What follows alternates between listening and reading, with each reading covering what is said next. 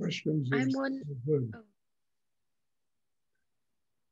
hi. I'm wondering if you could give your definition of love. If I can give a definition of love, Yeah.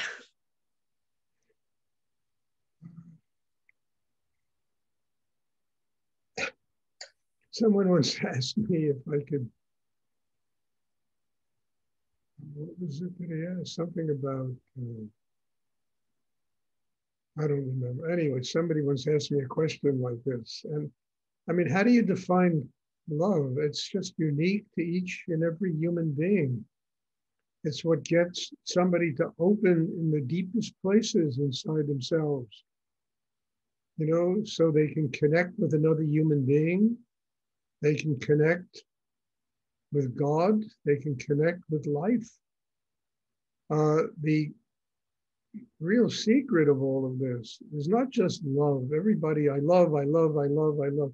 It's all lip service. It's that unconditional state of loving somebody for exactly who they are, not for what we want them to be or we think they're supposed to be, but for who they are. And that kind of unconditional love gives people and ourselves room to change, because we don't, live with people and, all this lectures on the right way of living and what's right and what's wrong and who. I mean, all it does is make people creep deeper into their own little holes. And the whole point of love is to get free. It's to free oneself. It's to love somebody unconditionally so that they can find freedom in their life and not to control another human being.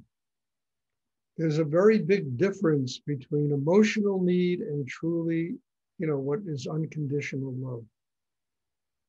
That need which, just holds on and grasps people and chokes them to death. It doesn't allow them the freedom to discover who they really are in life. And I think this is very important. And the ultimate love is the surrender to God, the love of God, And each stage of love brings us to that.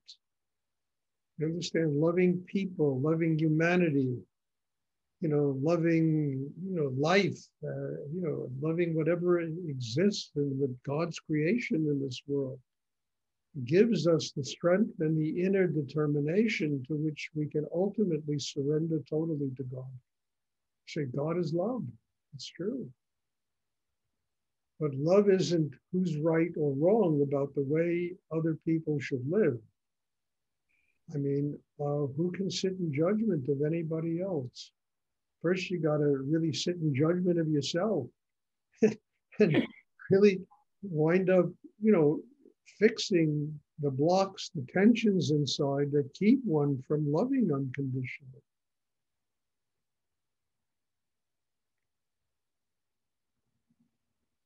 So, I don't know the definition of love. I really don't. You got me stumped there.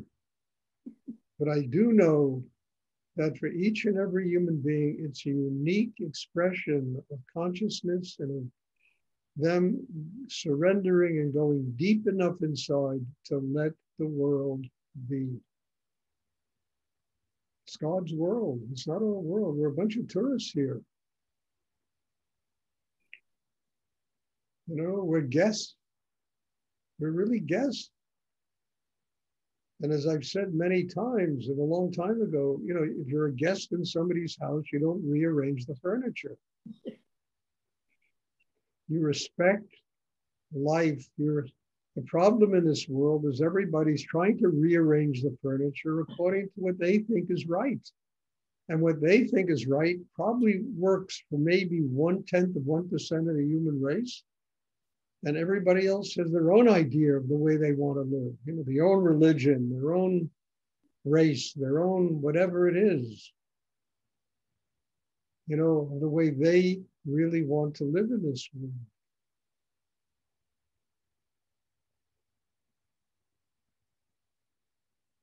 So I don't think anyone can truly love until they learn how to truly love and respect themselves. That's the first stage. Their own worthiness of having an incredible life, their own worthiness of being happy, finding joy, and not being contingent upon somebody else. They can, whether they're alone or with 100 people or with 1,000,000 people, they can keep their hearts open. There's love.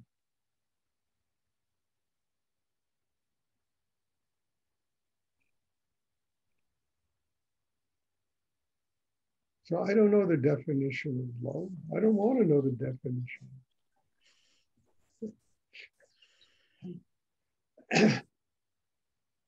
Somebody sent me an email earlier today. It was all about anxiety and stress, and some person wrote really an interesting article about this. But the only thing that was missing, and that's what's missing in just about everybody, is there was nothing in that article that says, here's how you can truly learn to love, how you can learn how to be stress-free. And there are ways of doing it. You understand? I mean, unconditional love is the byproduct of such deep surrender inside, such a strong development of a chakra system that allows us to do it. We are strong enough to do it. We trust that God is love, and if we learn to love the world unconditionally, it means that our chakra system is so highly developed. We are so grounded in the third chakra, in the hara, that we have the strength inside ourselves to keep our hearts in, no matter what the circumstances.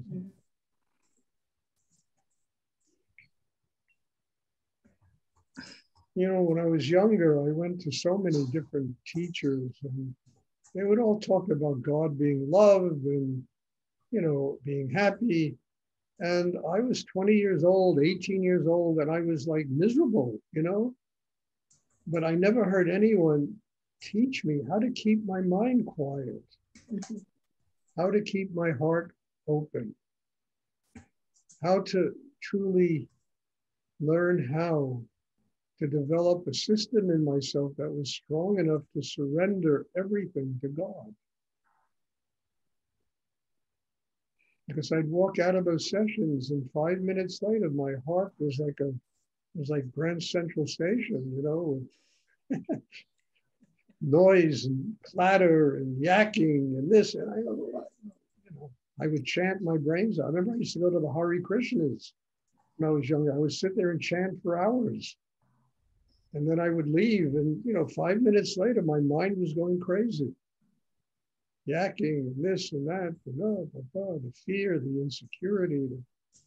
I said, well, how do I get my mind? I used to ask questions to teach. How do I get my mind quiet? And mostly I got answers like, don't chant, your mind will get quiet. And I chanted, and my mind never got quiet. I didn't know how to focus my attention in the chakra below the navel and ground myself and open the very core of my being. And I didn't know how to do that until I met my teacher, Rudy. I didn't even know that existed in the world, that you can even do anything like that. Until I started to study with Rudy, and he taught me this. Then the heart could open, and then you learn unconditional love.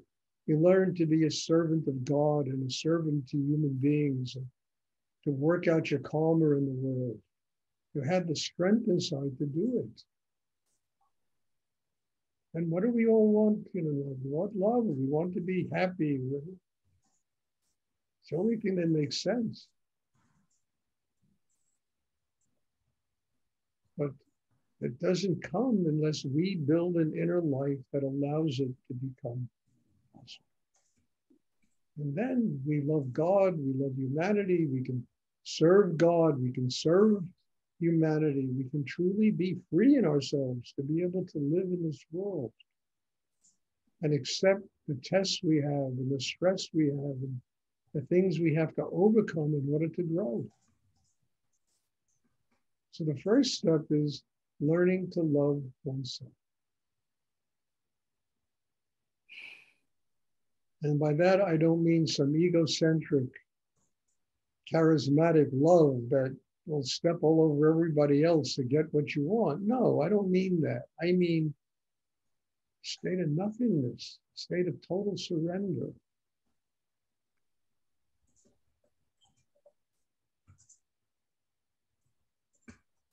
And that is not weakness.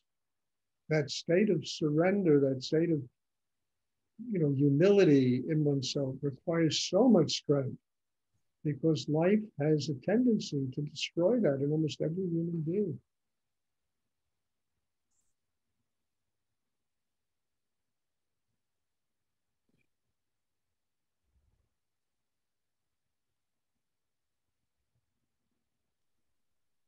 I mean, I hope this is clear. I can't define love. I've only learned through years of experience how to live with it. And for every person that is in my life, it's a little different, because every person is a little different.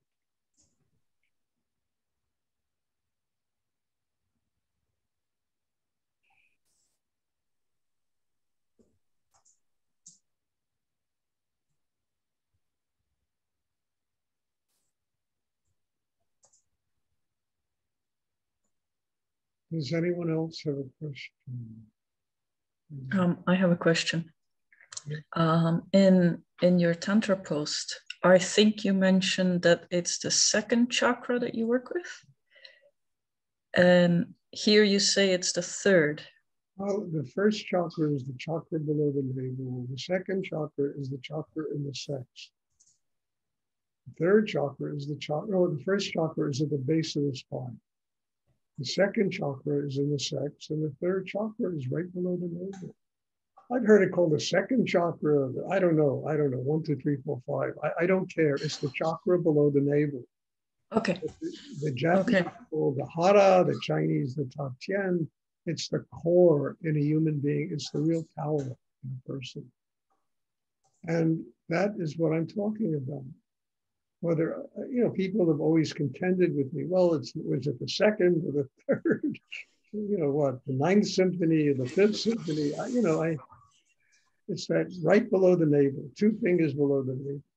So when we breathe to the second chakra, right? We breathe into the third chakra. Oh, we breathe into the third chakra. No, I got it wrong. Okay, so I go from top to heart. No, it to starts third. at the base of the spine, which is the first chakra.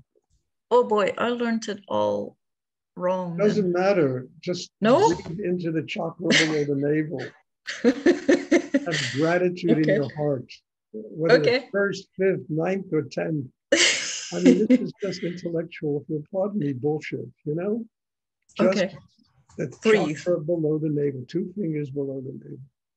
And then the heart will open. And then gratitude will open the heart. Okay. I'm not big on all this kind of iconography of Hinduism. And look, I know a lot about it, and I spent my life around Hindu art and Buddhist art. That was my business for years, selling chakras, statues and paintings, and and I was around that, but it was always, to me, not intellectually understanding it. It was the energy. And it was knowing in my spiritual practice that if I'm focused on the chakra below the navel, I am right at the core of my being. Okay. I got to open that, because that gives me the strength to open everything else.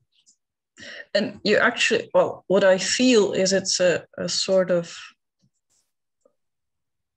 tickling or movement, maybe a little bit electric energy. Is that correct? Okay. That's the beginnings of it. Then there's light. There's, this chakra could open infinitely. There's no limit to the open. It's like a gigantic lotus flower. A very good image to put, if you ever see a statue of the Buddha, they always sit on a lotus flower. That's the chakra below the navel. That's the foundation for all of Buddhism. It's the lotus flower growing out of muddy water.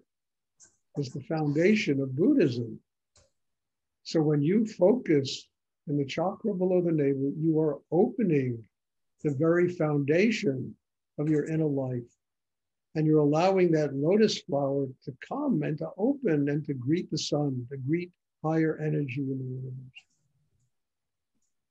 It's extraordinary how that works. But we need to open the foundation. As I said a million times, you can't build a building from the fourth story up. You got to start at the foundation. Okay. You know, that's the core. Now, whether it's called 2 or 3 or 9 or 50, I Doesn't matter. That is the core.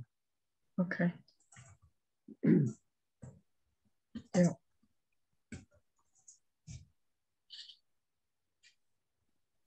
I mean, a lot of people, you know, they teach meditation and they teach you to breathe into the third eye. And it's just going to space people out. That's such a powerful energy that opens up all of knowledge, all of wisdom. And nobody is strong enough to receive all of knowledge and all of wisdom unless they are grounded inside themselves. Yeah, because that's how I learned to breathe in through here. Yeah. Ground chakra is the same thing. It opens up the pathway to God. That is such powerful energy. And who can deal with that unless they are really strong and grounded inside themselves? But why don't we use the first chakra then? Just to be annoying. Why don't we use the first chakra? The chakra below the navel? No, the root chakra. I'm annoying, I know. No, let's use terminology. The chakra, which is the root chakra to you? Well, in the pictures, you know, they show one at the bottom and then one. Okay, fine. It's just that general area. Okay. All right. Well, look, the chakra below the navel. Okay. The chakra at the base of the spine is the Kundalini. Mm-hmm. And Kundalini, again, is a really powerful energy. Okay. You know, I've read books where people talk about Kundalini being dangerous. It's so strong. And it's true. I mean, I didn't refute that, because if people don't have grounding in themselves and they mess around with Kundalini, it could really throw their whole system off balance. And it could do tremendous damage inside them. So you need to be grounded, for the third eye to be open, the crown to be open, because this is all really powerful energy. And nobody should mess around teaching this kind of stuff unless they know how to build foundation inside people. They know how to get people grounded. And I didn't know this until I met my teacher, Rudy. First thing he taught me, first thing, day one, first minute, bring your attention to the chakra below the navel. That is where the foundation is, the base is. That enables you to open the third eye, crown, the throat, the heart, because you have the strength inside to do it. Mm-hmm. Thank you. Very, very, very good. Yeah, that clears up a lot. You're welcome. You know, look, it's the core of everything I teach. It's the core of everything my teacher taught. You know, and I don't want to mess with it because it works. Even my daughter, she called me the other day. She had a given where she works. They had all these top executives and this one and that one, you know, and she had to give a talk.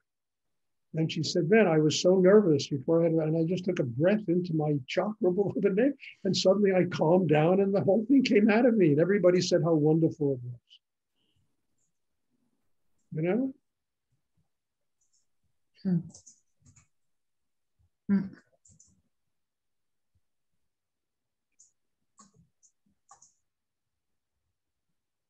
Does anyone else have a question?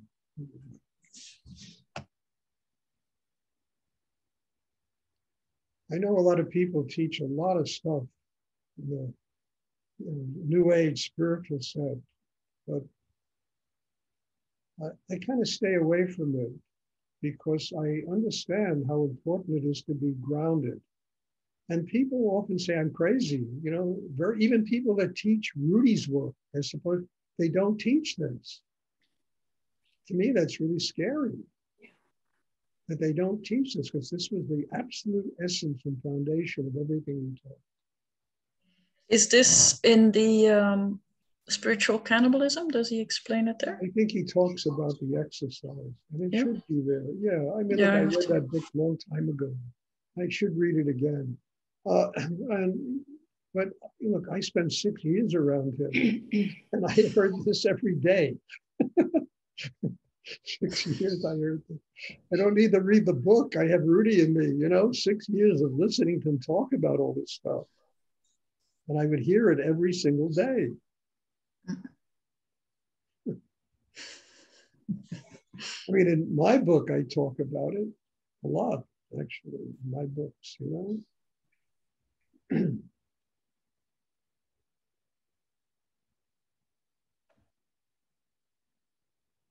Does anyone else have a question they would like to ask? And it's something, just to finish up, is people forget. Understand? They forget.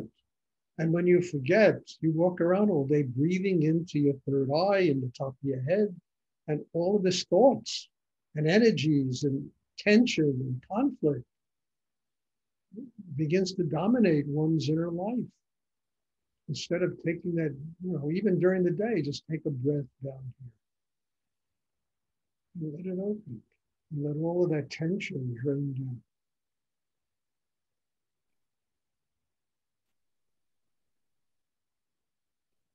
Does anyone else have a question?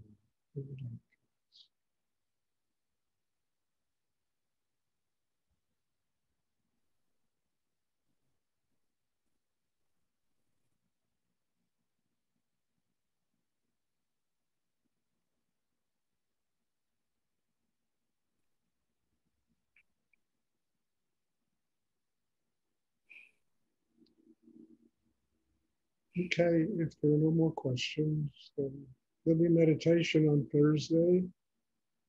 God bless you all. Thank you. And I just again will say, I have a lot of gratitude, because just being here, it enables me to allow you all to be my teacher. Your presence forces me to work really deep inside myself, and I need that. After all these years of doing it, I still need that. So God bless you. Thank you. And I'm looking forward to seeing everybody on Thursday. Thank you, Stuart. Thank you very much, Stuart. Thank you. Bye. Thank you.